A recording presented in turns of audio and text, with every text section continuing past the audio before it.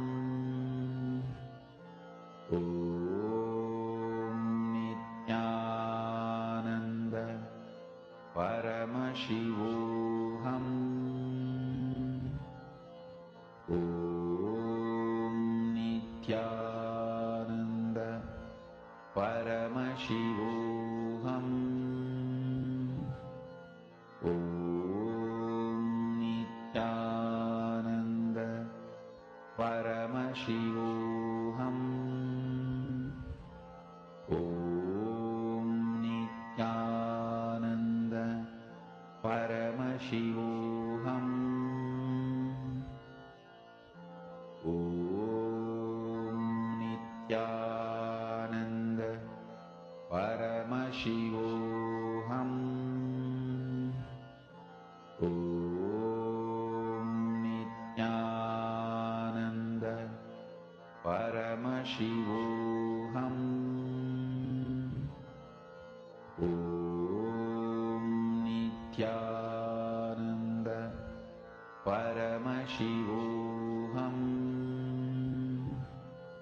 Om Nithyananda Paramashivoham. Om Nithyananda Paramashivoham.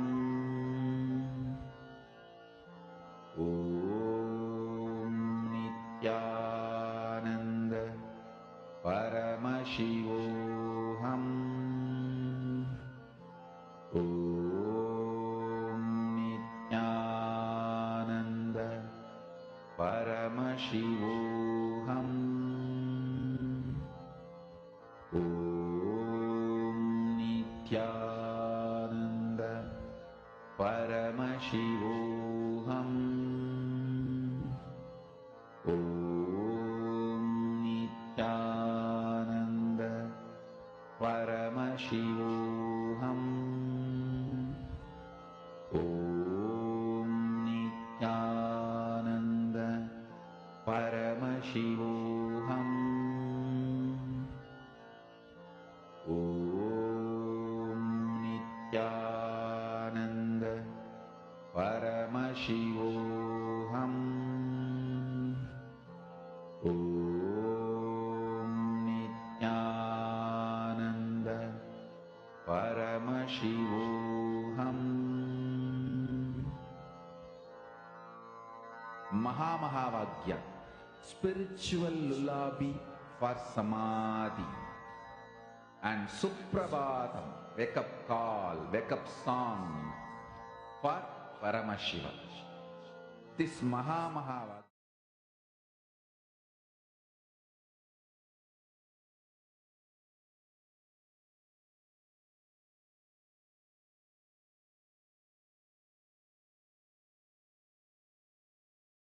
Listen. Listen. I want to tell you two things. One, the scientific values. I was studying what makes something as a science, the definition of science, what makes something as philosophy, what makes something as mythology, what makes something as history. I was studying the definition of the qualities and the substance. What is the substance and what is the quality declares something as a science, something as mythology, something as history, something as philosophy. I tell you, after thoroughly studying, and I was also spending some time with many different autobiographies of people from various walks of life, from different parts of the world and different time and culture. Listen. The conclusion I arrived Vedas and Agamas have highest qualities and values of science. Understand? The revelations and declarations of Vedas and Agamas, whether in the field of health, in the field of cosmology,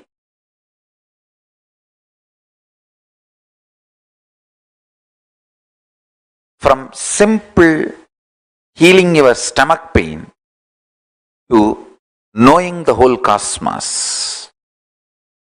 The revelations of Agamas have higher quality and scientific values than anything declared as science in the world. Just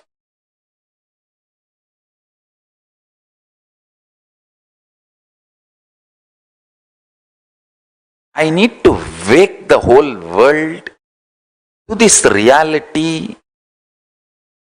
The Paramashiva Jnana, the quality, listen, the quality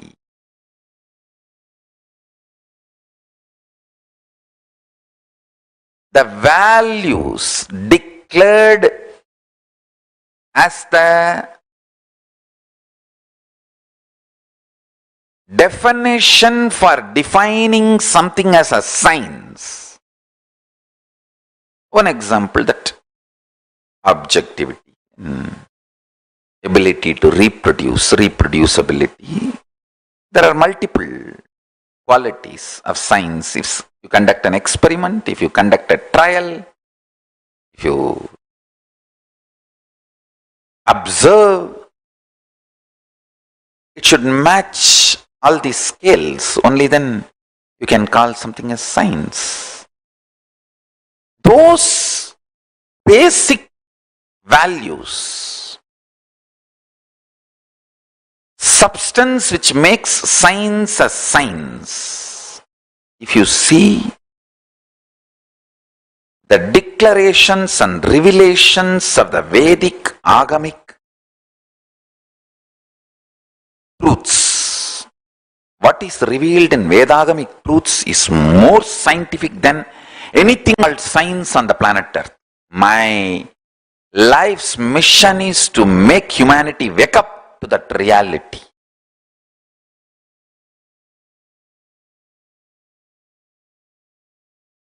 The first statement I am making, past can be completely changed, altered, transformed, deleted, and made to disappear in parts or full, and rewritten as we want. I do not want to leave any doubt. That is why multiple words I am using. Past can be fully deleted, or half deleted, or partly deleted, deleted as we want. It can be transformed fully, partly, as we want. It can be changed, rewritten fully, partly, or as we want. Understand?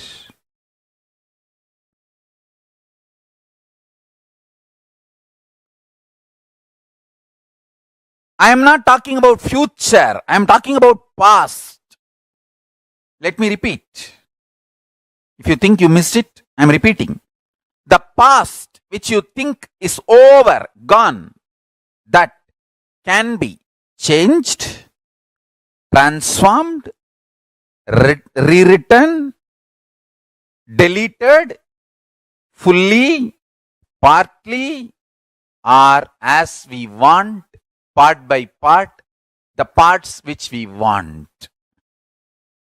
Understand?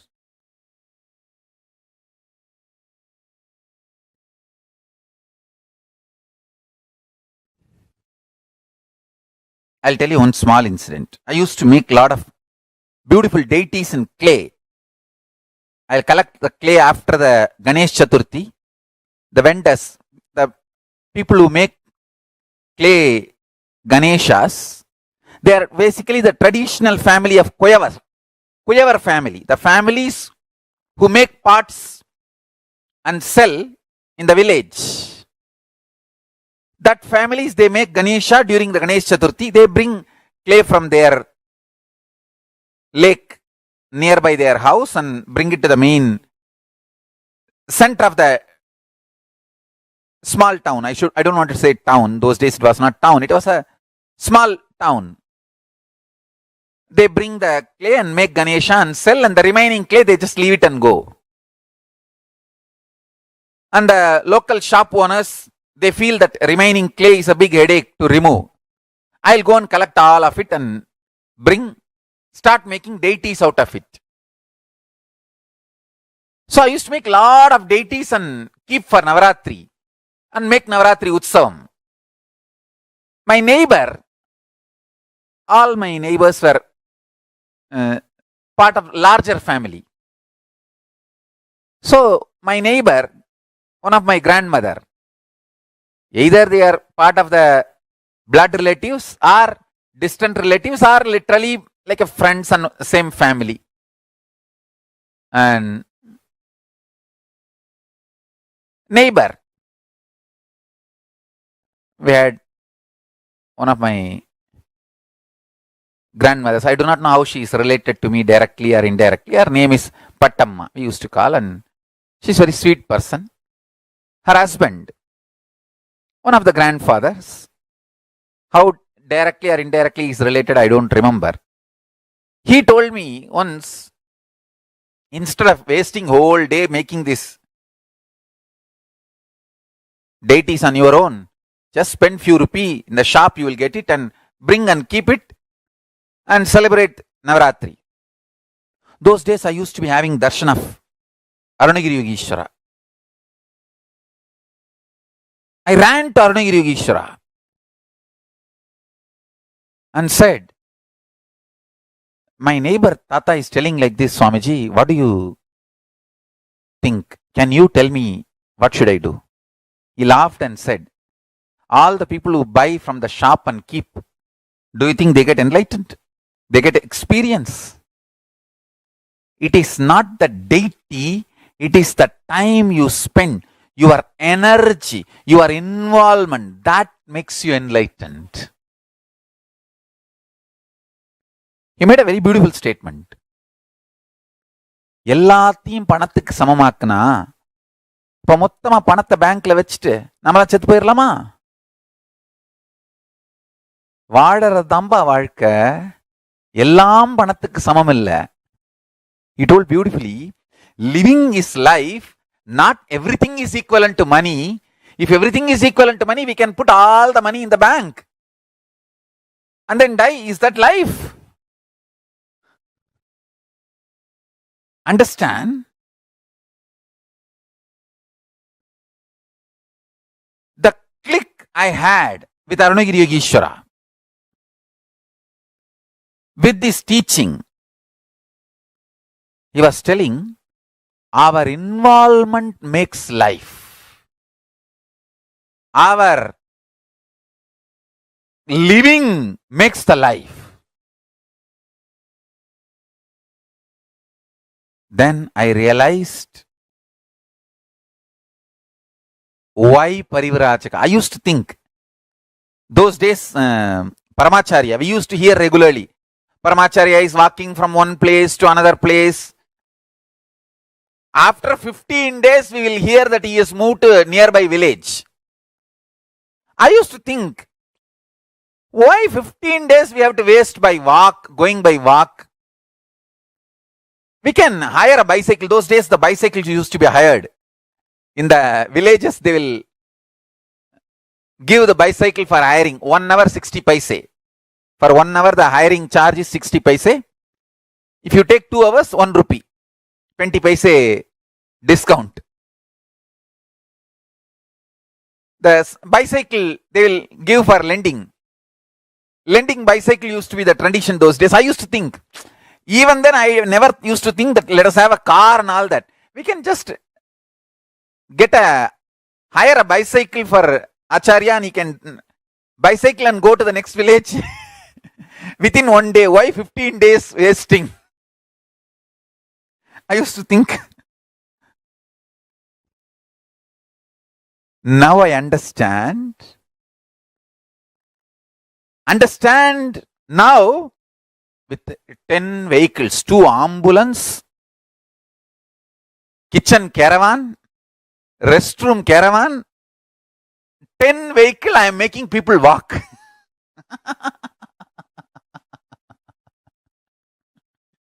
Because I know. Listen, I am making this statement very consciously. Anyone intensely dives into the now, the present life, gets the power, not just rewriting or writing, creating the future as you want. You get the power even to rewrite, delete or transform the way you want with your past also.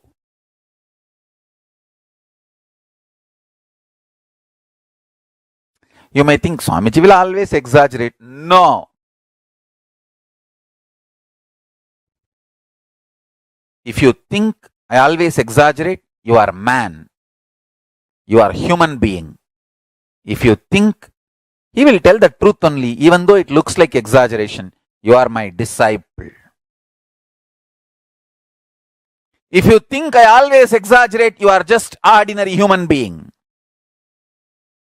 If you know, yes, it may look exaggeration, but he is always right. In few days I will understand, in few days I will realize what he said.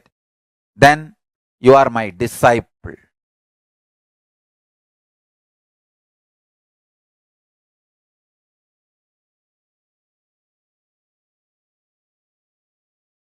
If somebody slaps you, Om Nithyananda Paramashivoham.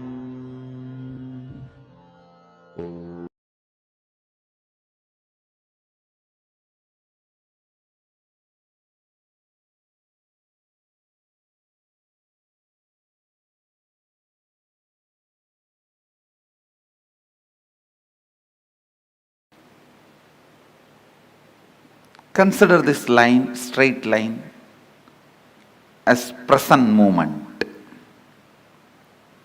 Now,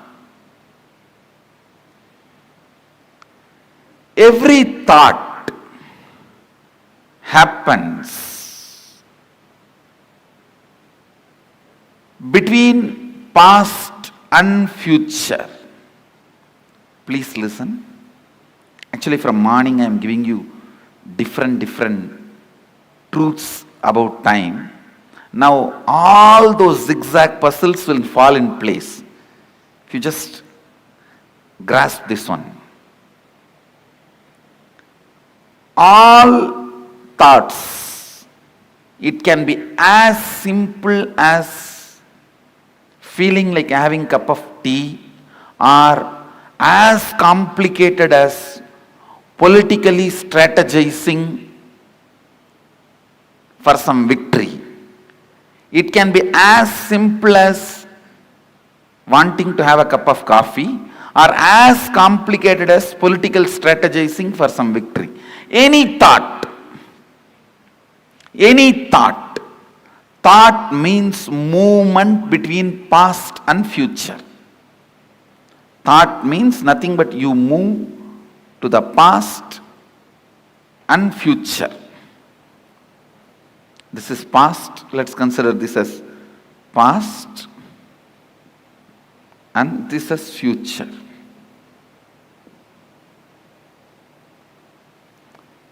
This center moment, present, where the present meets the past and future, that moment is now. This is that now. present.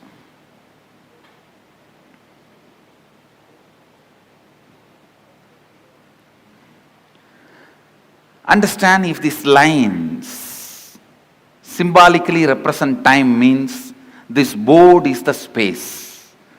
Symbolically, this board represents space. On space only the whole time happens. Space is the most subtlest matter on which the play of time happens.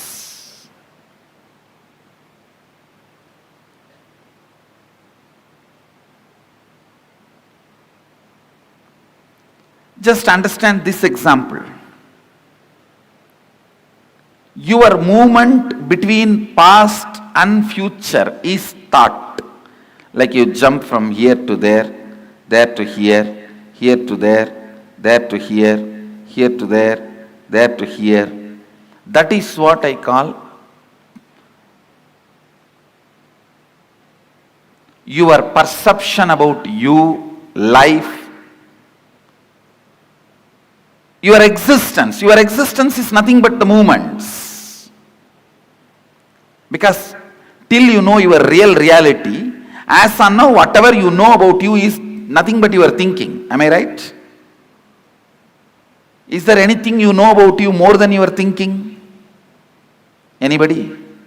If you know something more about you, more than your thinking, this seat is for you. See, whatever you know about you is all based on your thinking. So, I can very comfortably assume your thinking is your reality as on now. Am I right? So, it is all about you jumping into the past and future, past and future, past and future. That's all is your thinking. That's all is your, what you call as you. See, what I call as you is much beyond than what you call as you. So now I am talking about what you call as you. It's all about movements between the past and future. And I want you to know, it has a direct utility in your life's balance sheet. So please don't think it is some philosophy, it is some metaphysics, it is some intellectual stuff. Allow every word to enter into you. It can increase your everyday balance sheet. Double. It can increase your everyday balance sheet. So allow this understanding to set into your system.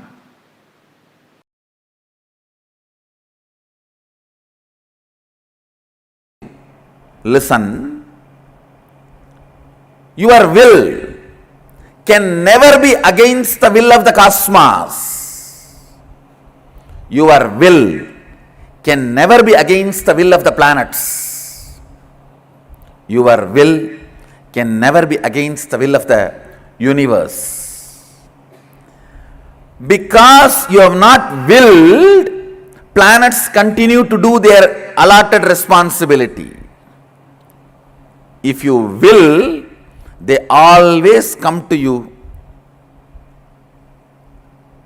Listen, in 3 ways they come to you.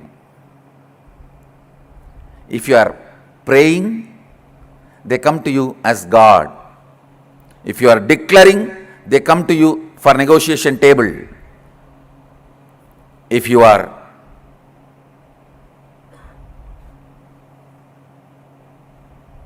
responding from the depth of oneness, Sadashivoham, they just do what you say.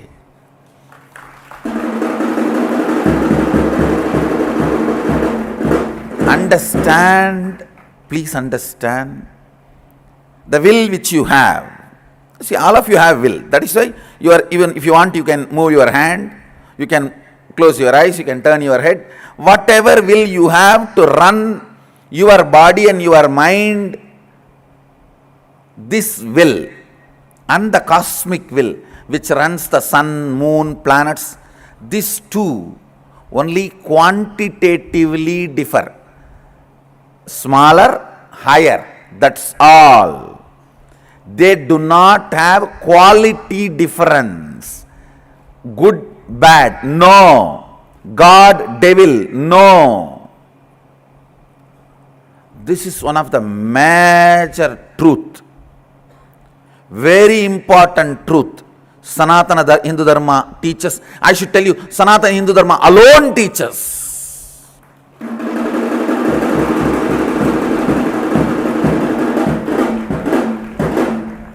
Whole Upanishad introduces you. Shrunvandu Vishve Amritasya Putraha. You are junior Putra, son of immortality. So there is only quantitative difference. You are small and that is high. Amritasya, the state of Amritatva is bigger and you are smaller. You are Putra of that. But nowhere it says there is qualitative difference. Understand? The ideas you cognize are very important for the realization and manifesting your reality. Understand? The physiology of the reality.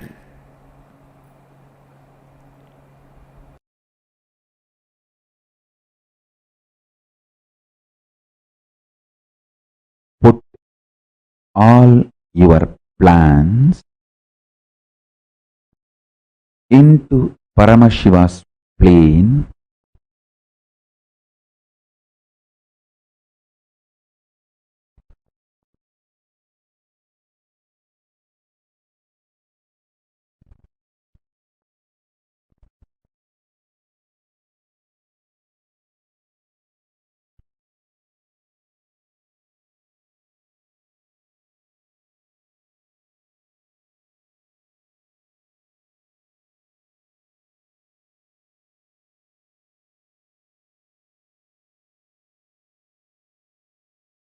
with the grace of Paramashiva.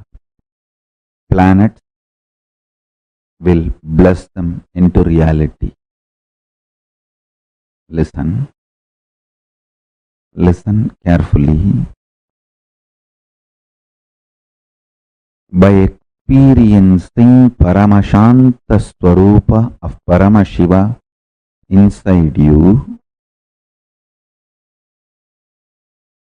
every time offer your plans about everything into Paramashiva's Paramashanta plane, and he will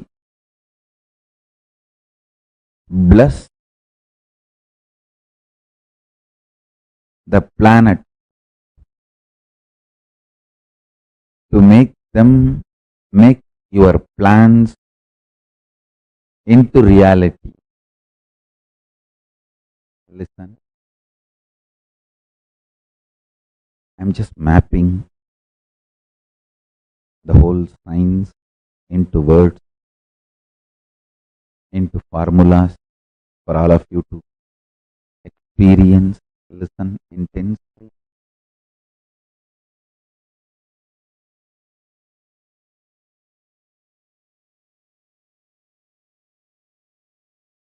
Your plans dilute your existence, lower the quality of your existence when you get agitated, when your plans trigger your personal fear or greed, adds stress to your personality, and it dilutes the quality of your existence. Neither the plans get fulfilled even if they get fulfilled, by the time you are tired, frustrated, bored about your own plans and you don't enjoy them or their result. Listen carefully. In my life, the greatest gift I received from my Guru, Arunagiri Yogishwara, is before even I started developing personality, he made me realize I am the manifestation of a principle. Every plan I have is the plan of that principle. So, every plan, the cosmic principle becomes stronger in me, that made the plans blessed by the planets, and planets made my plans into reality. Understand?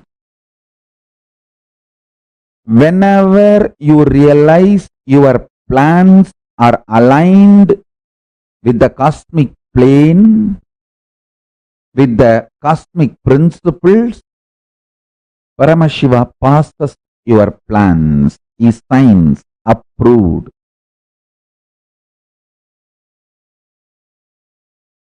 Executive order by the President of the Cosmos, Paramashiva, and he blesses planets, execute it with tremendous joy and bliss and ecstasy. Understand? Let me repeat. The greatest blessing I received from my gurus, Guru Parampara, is before even I started developing my personality or the individual identity, they made me experience I am the manifestation of the great principle. The cosmic principle. Because I realized that, I saw my every plan is the plan of the cosmic principle. It is from Paramashiva's plane.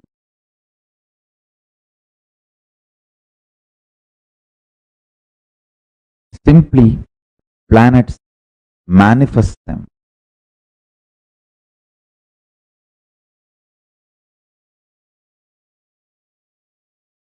In your life, if you start understanding your every plan is aligned to the cosmic plane, simply planets will make them into reality. Anything which is not aligned to the cosmic plane, you will automatically drop them without any delusion or pain or confusion. I want you to know, dropping your plans is not something difficult or new for you. You always think, oh, dropping my plans is like literally taking me away from me. No. You have done billions of stupid plans in your life, and you should feel blessed that they all have not become reality. So dropping your plans is not something, most of the time you not only drop, you even forget your plans. In a way, that is a blessing. Paramashanta Swarupa, adding more and more peace in you will make you realize your every plan is connected to cosmic plane. And listen carefully. when you feel your plans are cosmic plane and planets are making that into reality, you will gain the confidence to surrender your whole individuality and personality to Paramashiva and realize you are the manifestation of the cosmic principle Paramashiva, not any separate personality or individuality. That is the ultimate vacation. That is what I call reaching Kailasa once for all. I just know I don't have separate personality, identity or individuality.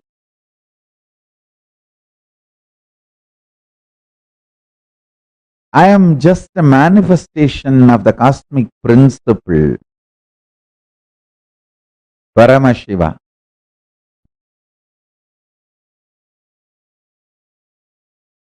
Absolutely confident of my existence, my plans, my plane and my planet.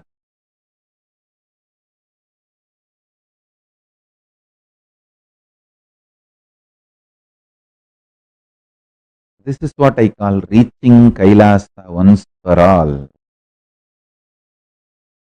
Relaxing in Kailasa.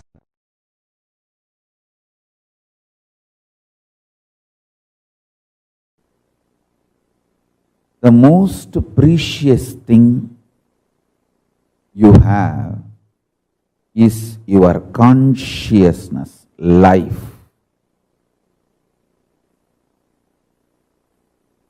It can be molded, manifested as you want just by your Ichcha Shakti. You need Kriya Shakti only to enjoy it, not to manifest it. Listen. What you want can be manifested just by your sheer Ichcha Shakti. Your Kriya Shakti, action power is required only to celebrate it, enjoy it. Let me explain more clearly, more straight. Listen. You want a healthy body to enjoy this world. That can be achieved just by sheer Ichcha Shakti. One of the biggest problem all human beings feel that they need to do a lot of actions, they need a lot of Kriya Shakti to achieve anything they want, health or wealth or enlightenment or powers. That is delusion. Please understand, you need sheer Ichcha Shakti, means will, desire, that's it. The desire itself is capable of manifesting Kriya, the action power. Listen to these three words. Ichcha Shakti, your desire power. Power to desire, will. Kriya Shakti, power to work intensely and manifest. Jnana Shakti, power of enlightenment, knowledge. See, one of the biggest problem all of you have is your delusion that too much of work is needed to achieve anything. Whether you want health, oh, I have to get up and do yoga, stretch my body. Only then I can have health. If I want wealth, I have to get up and go to office and work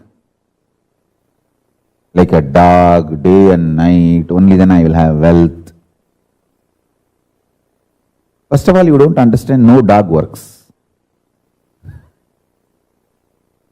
Anyhow, listen. It is actually delusion. Please listen. Your sheer power to desire, Icha Shakti, gives 99% success. 99% means 99.999% success is your sheer desire power, Icha Shakti. Your Kriya, the action power needed is too small, too small. Listen intensely. At least all my disciples listen. When you are terrorized, you will see only frightening negativity all around you. You will lose trust on everything, on Guru, on life, even on yourself. When you fall in love, even your stupid, cheating girlfriend, cheating boyfriend will look like a god.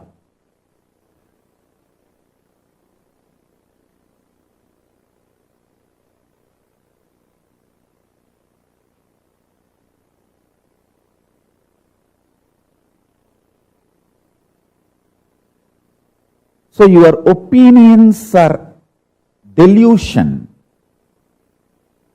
Don't build your consciousness, your life based on your opinions. Build it based on the true wisdom, true knowledge, right understanding about life.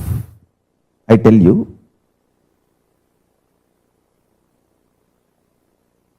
listen carefully.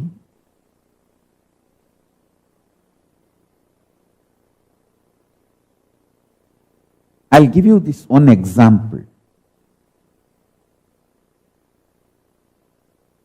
I'll take the example of your health.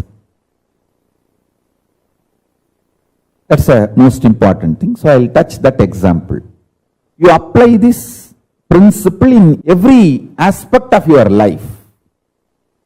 I'll give you the example of health. Listen. You always think if you need health, you need to do yoga, gym, diet. Too many things are involved in your health. And the moment you think about all the actions you need to do, you get tired and you give up on your health, your idea about your health. I tell you, only thing you need for your health is your willpower, desire to be healthy. Just go on building that. Imagine you already have a healthy body. How it feels to be a healthy.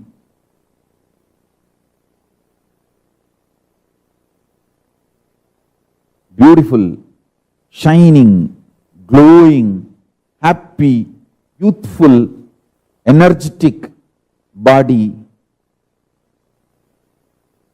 I tell you,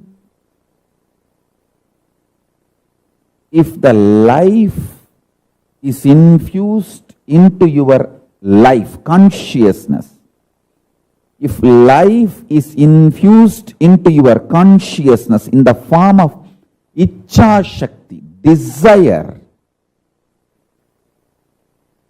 99.999% of the work is done. Your actions are needed only to enjoy what you want through that healthy body. See, I am not disrespecting Kriya Shakti. Listen carefully. I am not disrespecting Kriya Shakti. I am only saying your delusion about Kriya Shakti puts you in tiredness, boredom, frustration, life negativity. That is what is wrong.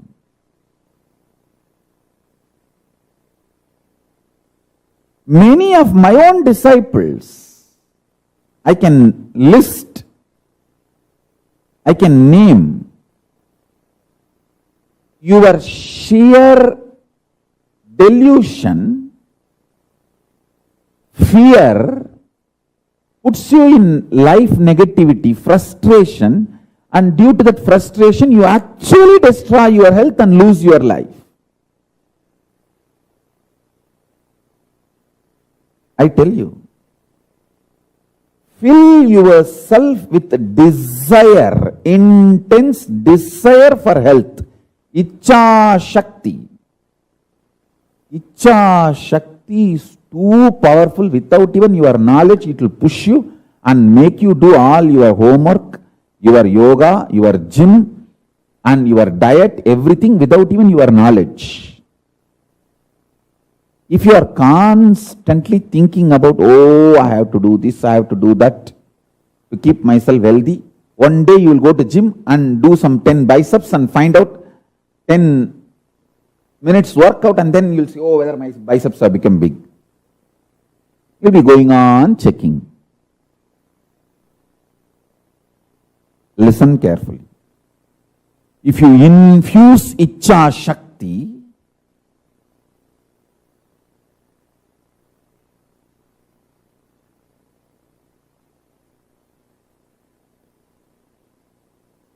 desire to be healthy, you will see your whole life aligns, cosmos aligns itself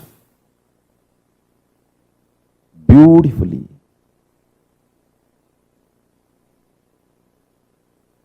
I am not telling all this to make you as a good human being or better human being. No. If you listen to all this, you will become good human being, better human being. Is different. My interest is not just making you as a good human being or better human being. My interest is to make you conscious human being, enlightened human being, enlightened being. I am telling you, your Icha Shakti, desire power, is intensely capable, powerful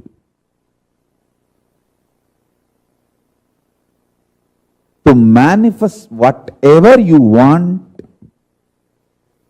Your Kriya Shakti is needed only to enjoy what you want.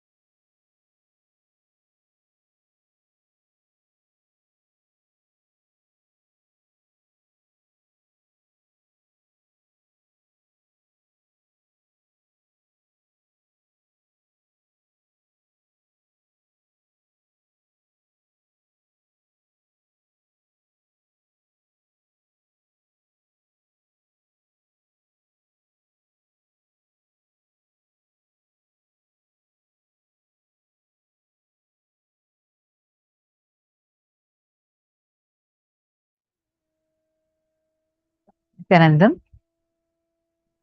what are the clicks that each of you had? Please take a moment and please post. What are the clicks that each one of you here had?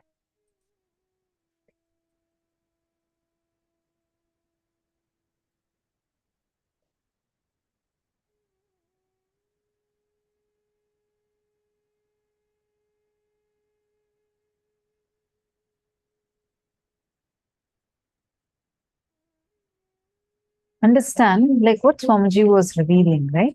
First and foremost thing, in the last session and this session, it's like almost like a continuation. Past can be changed, completely changed, altered, transformed, deleted, and made to disappear. Mind is waiting to get heard, and it is loaded with past.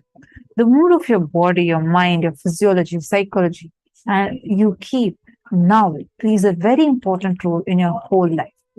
If you keep the now in incompletion or holes, that will continue forever. Therefore, keep the now in completion and clarity. That will manifest forever. Very powerfully, Swamiji explained to us about how any thought is our mind jumping from past to future, past to future, past to future. That is why any thought you are having itself is an incompletion.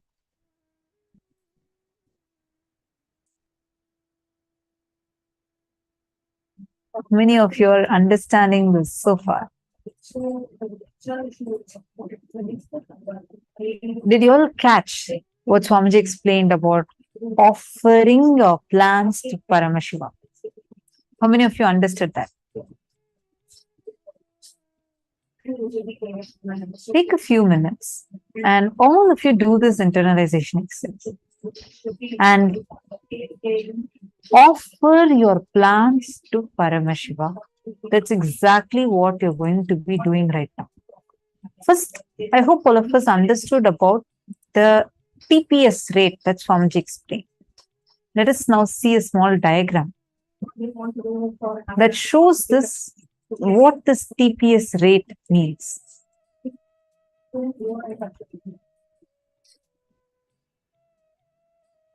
Hope all of you are able to see this.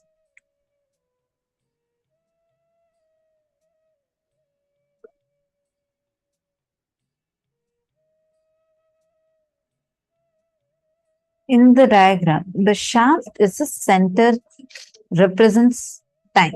At any given time, the greater your TPS or the thought per second rate is, the more far flung you are from consciousness of present moment. You are simply worrying either about your past or your future. You're worrying about the future, thus allowing it to slip into the past without ever getting a glimpse of the present. Swamiji explained to us about this time shaft, right? And Swamiji also explained to all of us how this jumping, constant jumping happens in us from your past to future, past to future, past to future. We all have this jumping, which is what is called as thoughts. No thoughts can ever happen in the present moment. Every thought that we have will either be from the past or be about the future. You can never have thought and be in the present at the same time.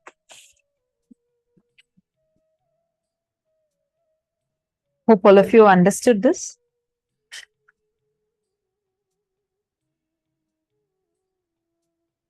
Now, we all are going to do a quick internalizing exercise. The exact step that Swamiji had explained to us.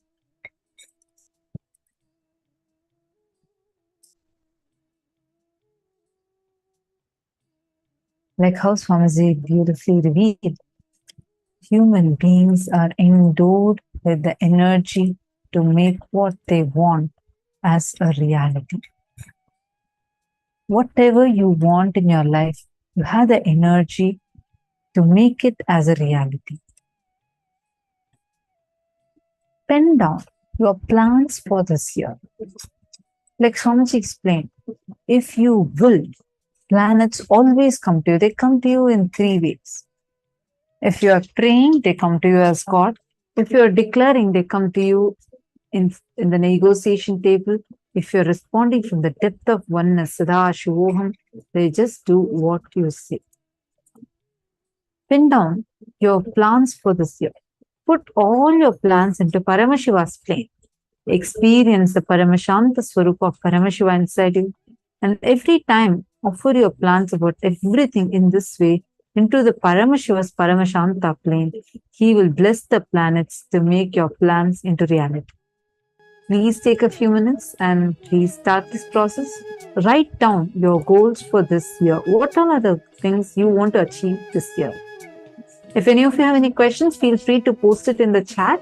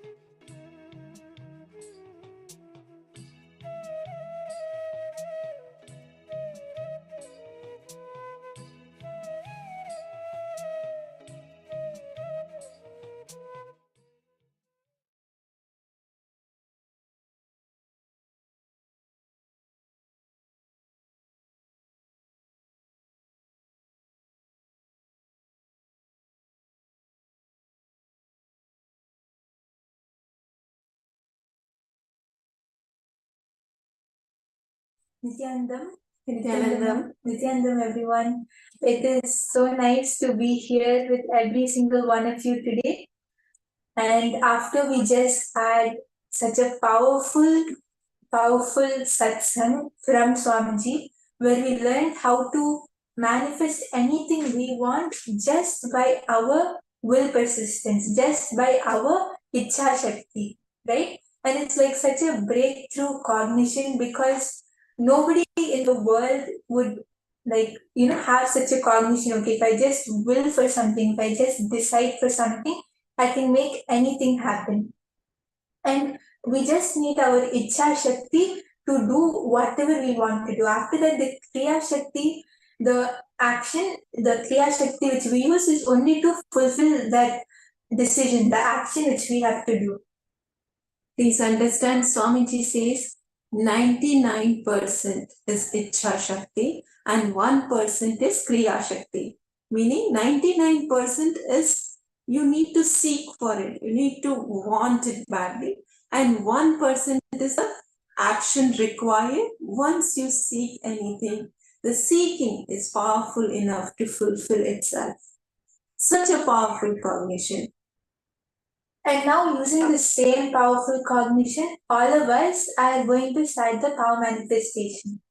All of us just wrote down, right? What are all the different things in our life which we just make it happen just by deciding from the space of Paramashiva, from the space of Sadashiva, we make whatever we want happen. That is when even the Navagrahas will listen and obey what we say.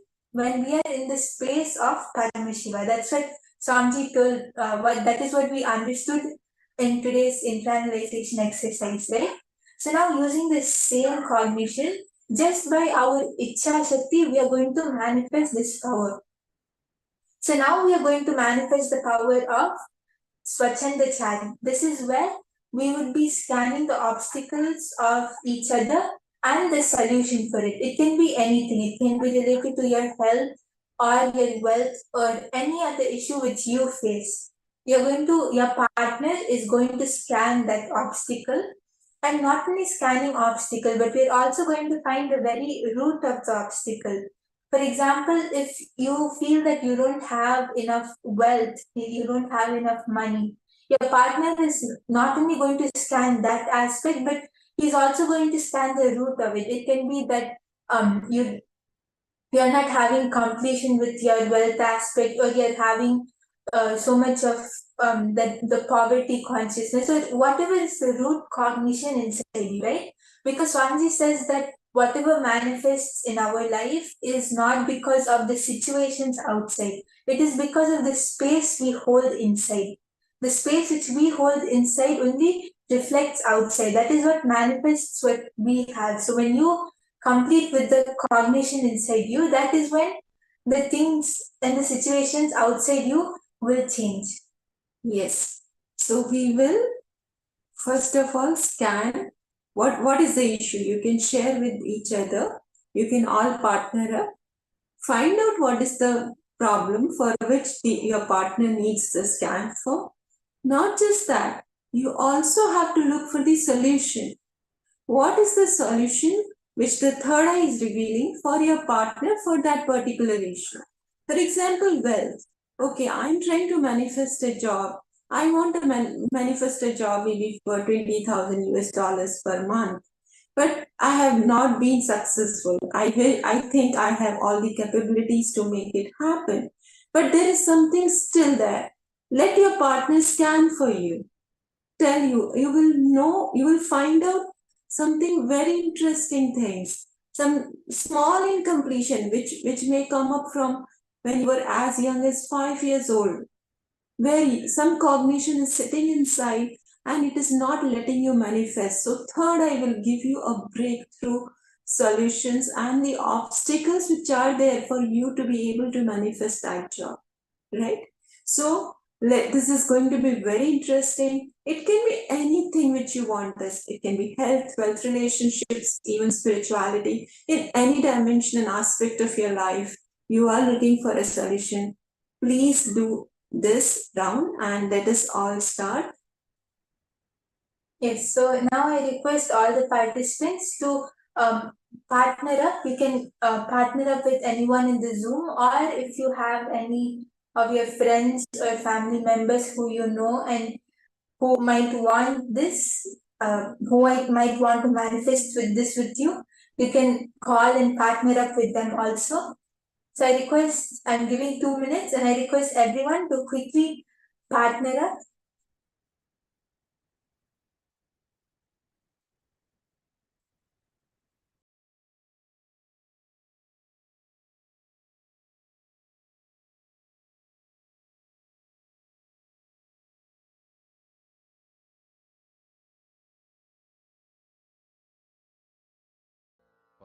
Paramashivoham.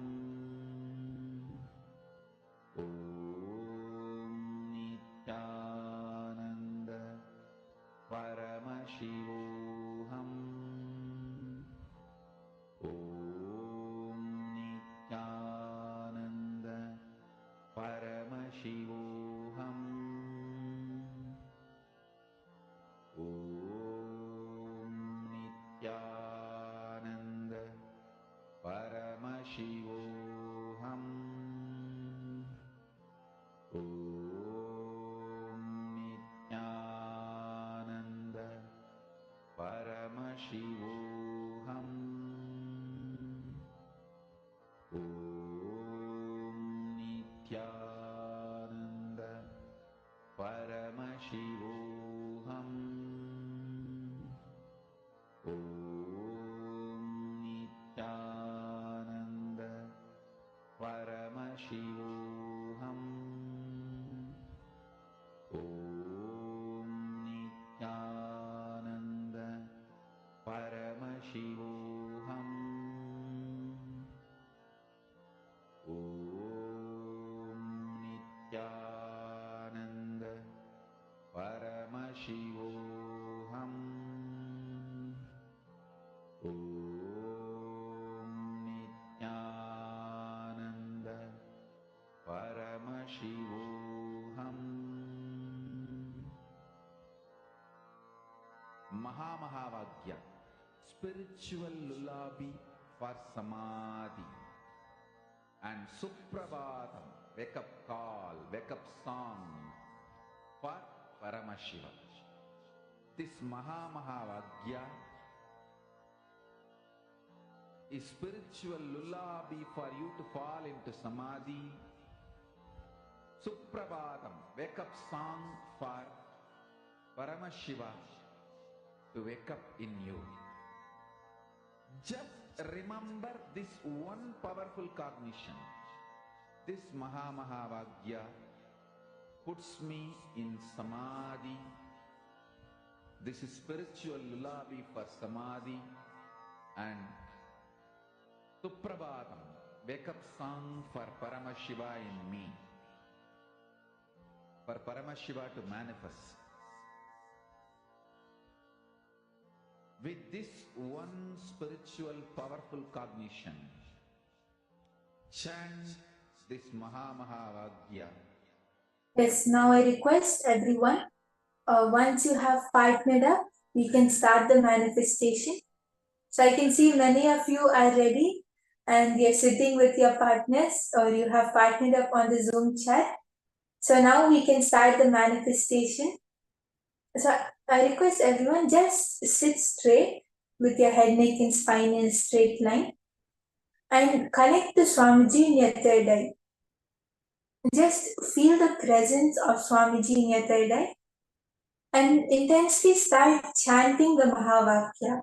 Let your whole body and let your whole being vibrate with the Mahavakya. There should be nothing else inside you except Mahavakya. You should not be having any thoughts. You should not be having any background music in your head. Just let the Mahavakya vibrate inside you. And put your awareness on your third eye, like how you would look at a rose, right? You would look at it with intensity, but you would still have the gentleness while looking at it. In the same way, just put your awareness on your third eye.